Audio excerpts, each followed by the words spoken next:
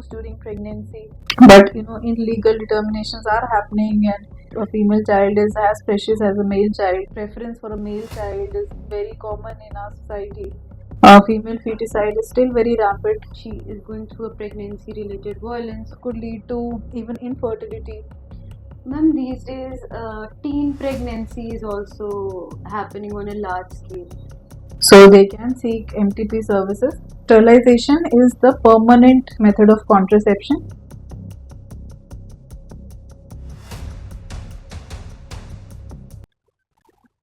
Greetings, everyone. Welcome to the Women's Space. Today, along with us, we have Dr. Isha Sunil, who is a practicing gynecologist with experience in reproductive health, maternal care, infertility management, preventive gynecology, and women's right-based violence. Ma'am has basically worked closely with over the years with women of lots of socioeconomic backgrounds, which have helped her understand not only medical needs but also privacy, dignity, consent, and autonomy of healthcare. Welcome to the podcast, ma'am. Thank you. Thanks for having me. Ma'am, the first question that I would basically want to ask you is that you have had a very good background in the medicology field. So the first question that basically I have is that what are the basic problems or the advices that women come to you on the daily scale with? So women come from all age groups, and everybody has a different set of diseases that I face. So it starts from adolescence when when the puberty is attained. The girls who are have started with their periods, and they have questions about menstrual hygiene or irregular periods or painful periods. So that is very common. And nowadays, again, irregular periods because of PCOS, that is very commonly encountered. Then from that, in the women in the reproductive age group, they have they have problems related to pregnancy or miscarriages or infertility. Then from that till the age of menopause, there are menopause related problems, whatever symptoms they are facing, and any other problems like screening for cancers or cyst. So that is very common in their age group. Ma'am, right now you mentioned that women at the age of adolescence they come for the menstrual problems as well. Right. Could you just elaborate us what basic problems do they come with, or are there any separate sects that they talk about, or something that is really mainstream? Yes. Mm, uh, the age when they are attaining puberty, so there could be problems related to that. So if the puberty is early or it is delayed, so starting from that could be a problem. We have to investigate, evaluate, and treat for that. Then when they start with their periods, generally they are irregular, and uh, their frequency sometimes it is very often or very late. So that again we have to evaluate. Sometimes it could be physiological because their what we call hypothalamus pituitary axis, that is their brain is still developing and they are still attaining the menstrual maturity. So that's why the periods are very irregular in the starting 1 to 2 years. So they only need reassurance. Along with that, they're school going girls, so they have questions about menstrual products and how to use them and how to prevent infections. There could be many infections that they are encountering at this stage.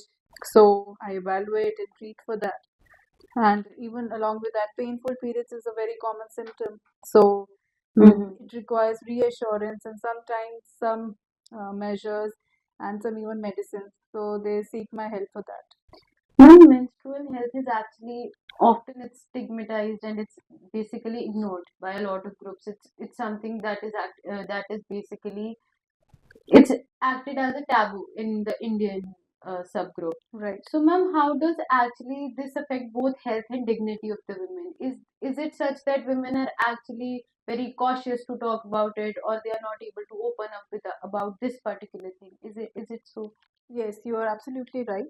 So there's a lot of stigma around the menstrual health, and so stigma leads to delayed conversations regarding this. So girls feel shy and hesitant to talk about this. They don't come up with their problems so freely.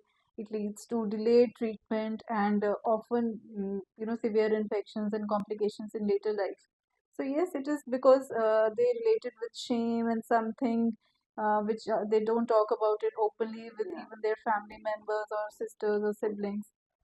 So this is here where the family and even the teachers play a role to guide them that this is just a physiological thing. There's nothing to be ashamed of, and they should discuss it openly. And if they are facing any problems, they should talk about it with the family, their friends, and of course seek medical care if something is really troubling them.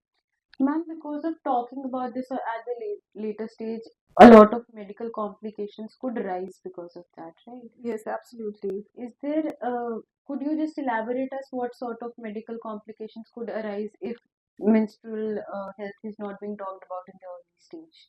Yes, so most common is that they could have vaginal and urinary infections because they're not using the menstrual products properly, because they're not aware about it, how to use it properly, how frequently changing they require changing their sanitary pads or whatever products they're using.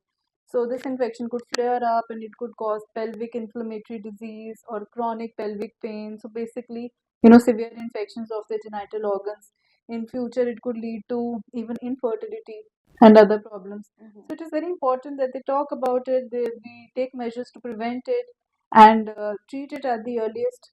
So that is very important. Ma'am, you said that you had an experience in reproductive health.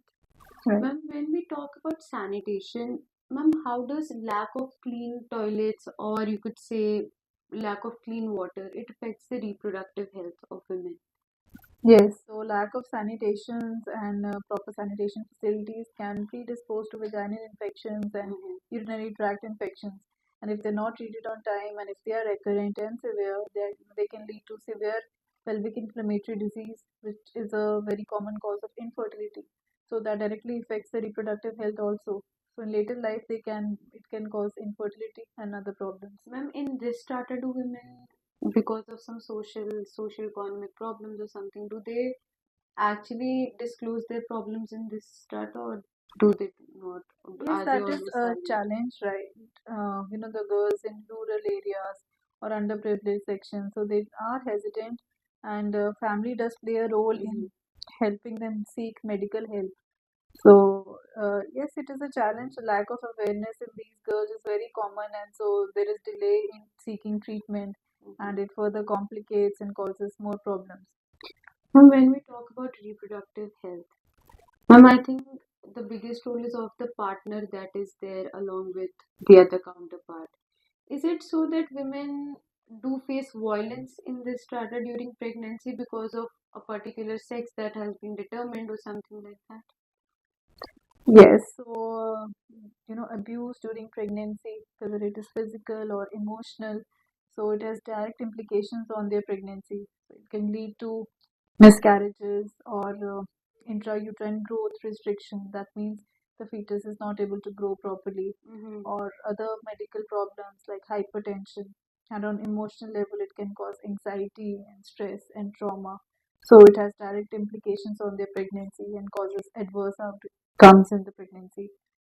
So their partner and family has a direct role to give them emotional support throughout this period so that they have a healthy pregnancy and a healthy baby.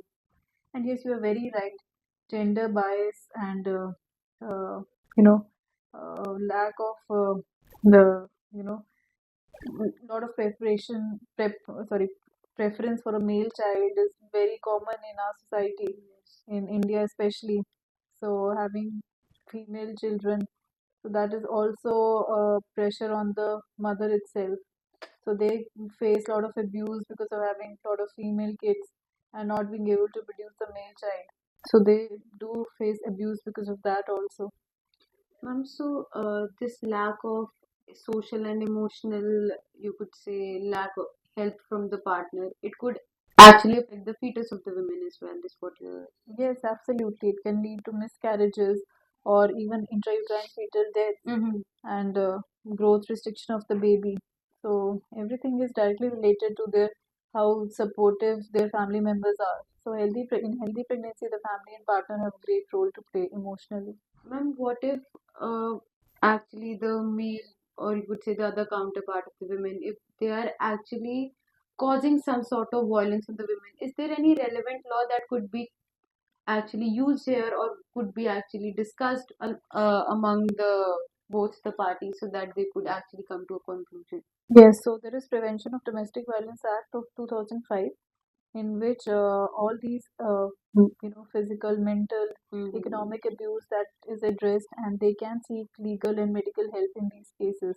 But females need to be aware of that and seek legal advice in such cases. Ma'am, has any woman ever approached you with something like this, that she is going through a pregnancy related violence, or any instance that has happened with you in real life as well? Yes, definitely. So especially I was working in government hospitals, so it was very common to see patients who are facing domestic abuse, physical abuse during pregnancy, and so sometimes they are hesitant to even file a complaint, or they withdraw their complaint after a while, because obviously they need to live in the family, and it is not easy to go against the family and the partner. So all those challenges are there, but we are there. We give them support. We counsel them. We make them aware of their rights, and we try to help them as much as we can. Ma'am, these days, teen pregnancy is also happening on a large scale, and for that, majority of the people they are asking for abortion. Ma'am, medically, if you in the medical terms, if you could tell us, when is abortion legally safe? Yes. At what age is it actually safe to get an abortion? To seek medical termination of pregnancy services, the girl should be above 18 years of age, and if she is below 18, she requires a guardian with her. And if the girl is mentally challenged, again a guardian is required. So medical termination of pregnancy, it could be medical, that is with medicines, or surgical, and it depends on what is the gestational age, what we call, like how long is the pregnancy. So up to 7-8 weeks we can give them some medicines for the abortion, and after that we have to offer a surgical method for abortion. So all these have to be done at a center that is registered for MTP, and has to be done by a doctor who is qualified to perform an MTP, because it has to be safe. It carries a lot of risk and complication, but when done under safe conditions, it has no harm to the patient. So they can seek MTP services. There are certain categories in which MTP is offered in India. If the mother is not mentally fit or physically fit to carry the pregnancy, if the baby is abnormal, even lack of failure of contraception is one of the category in which MTP can be offered. So basically, there is liberalization of MTP law, in which in virtually any condition, any woman can go and seek MTP services. But it should be up to 20 weeks of gestation or 24 weeks under certain conditions and after approval from a medical board. But it should be done from a registered medical practitioner who has um, proper training in this, because abortion has to be safe. Safe abortion services are very important. Otherwise, it could even be life threatening to seek improper and unsafe abortion services. Ma'am, have you ever encountered women, they are being pressurized or they are being forced to terminate a particular pregnancy? Has it ever been like that, that okay, you are having a girl or someone and then you need to terminate this particular pregnancy? Have you ever encountered something like that? Yes, obviously it is very common, although it is illegal to determine sex of a child in India under PCPNDT law. But illegal determinations are happening, and female feticide is still very rampant. That is very unfortunate. Despite there being so strict laws, these things are still happening, and it is such a sorry state of affairs, because a female child is as precious as a male child, and it should not be a bias. But again, because of the stigma and whatever they're thinking, so it is very common. So, ma'am, you you stated before as well, women still feel pressurized because of the gender of the child, right? And it could have a very bad outcome on the pregnancy as well. Have you ever encountered any women who is having that state of mind that she wants a particular gender only, and then that is having a bad outcome on the pregnancy, something like that? Yes, obviously it is very common. So many patients are having two or three girls and they have preference for a male child, so they keep on trying for another baby and they are being forced for the family to have recurrent pregnancies, or they determine sex of the child when they ask them for female feticide. So that is very unfortunate, and we are trying our best to educate them and reassure them as much as we can, but not all things in our hands. Ma'am, is there any legislation or any law that you recall while talking about the gender of the child which is illegal in India? Is there any legislation that you could recall about it, about this Yes, in particular? this PCPNDT, preconception and prenatal diagnostic testing, it's a very strict law that absolutely prohibits sex determination and sex selection in our country, and it is being strictly practiced by all gynecologists and radiologists, and so that's what we follow every day. This law. Yeah. Ma'am, as we're talking about pregnancy, we're talking about pregnancy related violence. We've also heard about surrogacy. Ma'am, can you please elaborate about this part of the pregnancy, the surrogacy part component, please? Ma'am, since we are here talking about pregnancy, if some of the partner they face infertility, so the next option they see is surrogacy. Ma'am, could you actually elaborate us what basically surrogacy is and what basically what importance it holds in the medical field? Could you just elaborate on that? Yeah, so surrogate mother is one that carries a child of a couple, okay, and which is not her own biological child, but it is produced from the gametes of another couple. And the couple, because the female is having some condition in which her uterus cannot hold the baby, or she is having some physical condition that does not allow pregnancy, then she can opt for another woman whose womb she can use to carry her pregnancy. Now, this baby that the surrogate is carrying has to be genetically related to the couple. Only then they can opt for surrogacy. Again, this is surrogacy law is very strict. It only allows under certain conditions that a couple can opt for a surrogate. That is, the couple should not have a living child of their own or even an adopted child. Or if they have a child that is physically or mentally challenged. And the mother is having some condition, as I just told you, which makes her unable to carry the pregnancy because she's having a uterus which is abnormal, or sometimes absent uterus, or any other medical condition like a severe heart condition in which she cannot carry the pregnancy.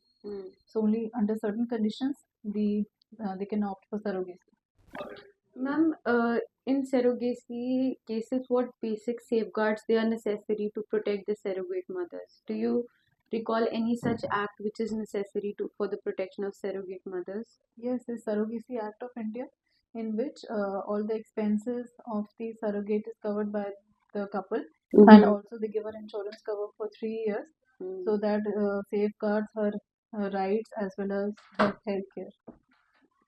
Ma'am, as a gynecologist, there are a lot of aspects that you cover, and one of it is contraceptions. Right.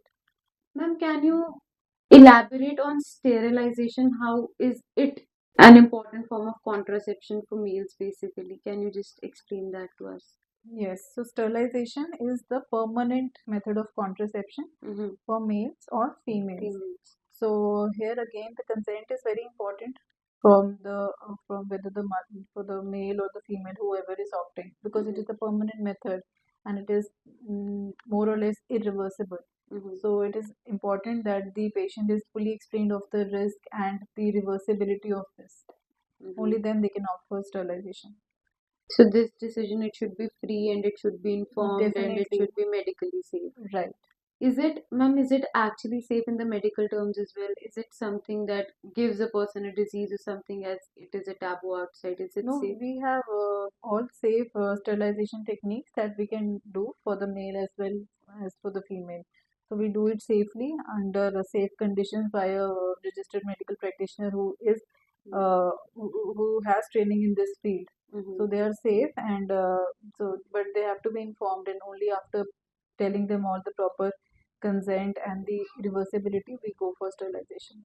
Okay, thank you. Ma'am, a lot of cases that are happening these days about, you could say, pregnancy related violence or teen pregnancy.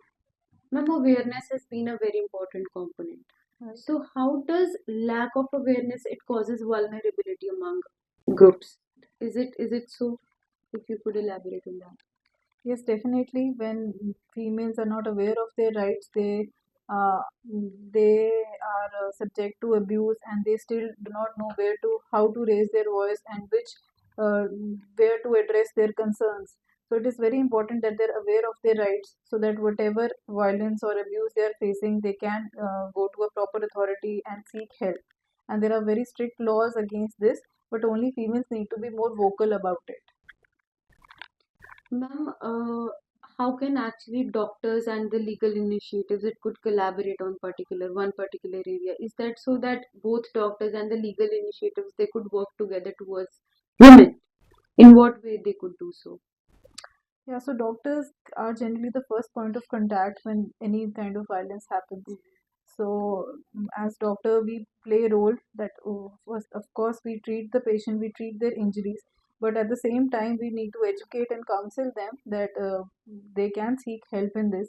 Also, any medical legal case, we are supposed to report them to the legal team so that the police can take a complaint from the patient and their family, and proper legal action is done. So doctors always work in collaboration with the legal team in any kind of this violence case.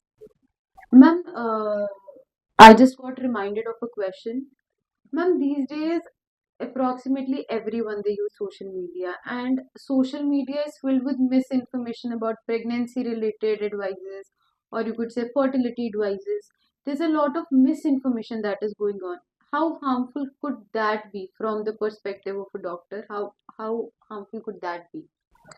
Yes, it's very important that if you are seeking some advice, it should be from an expert who is in expert in that field and has proper degree and training in that field. Mhm. So if an expert gynecologist is telling you, so that advices should be can be considered, but not from any quack or some influencer who is just reading something from the internet and sharing. So please check your source before you are seeking any advice, and obviously come back to your doctor and seek proper medical advice from her. Ma'am, today we actually had an extensive chat over a lot of topics. If you could give us a 5 minute summary about what we had to talk about and what information would you like to give to the viewers, it would be really beneficial for us. Yes.